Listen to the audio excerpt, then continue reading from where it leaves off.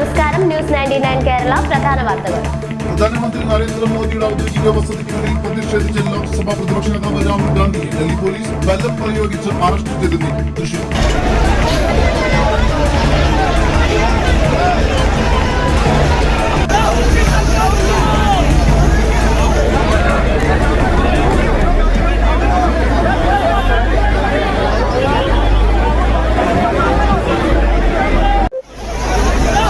ഡൽഹിയിൽ പ്രതിപക്ഷ നേതാവ് രാഹുൽ ഗാന്ധിയെ പോലീസ് അറസ്റ്റ് ചെയ്ത് നീക്കി. കേന്ദ്ര വിദ്യാഭ്യാസ മന്ത്രി ധർമ്മേന്ദ്ര പ്രധാന്റെ രാജി, വിദ്യാർത്ഥികൾക്ക് നേരെയുണ്ടായ ആക്രമണത്തിൽ അന്വേഷണം എന്നിവയായിരുന്നു പ്രതിപക്ഷത്തിലെ പ്രധാന ആവശ്യങ്ങൾ. അതീവ സുരക്ഷാ മേഖലയായ ലോക് കല്യാൺ മാർഗിൽ 3 മണിക്കൂറോളം നീണ്ട റോഡ് ഉപരോധത്തിന് ശേഷം രാഹുൽ ഗാന്ധി നിരത്തുകിടന്ന് പ്രതിഷേധിച്ചതിനെ തുടർന്ന് പോലീസ് അദ്ദേഹത്തെ വലിച്ചിഴച്ചാണ് വാഹനത്തിൽ കയറ്റിയത്.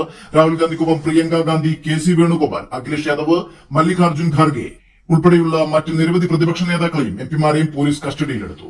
News desk, news 99 Delhi.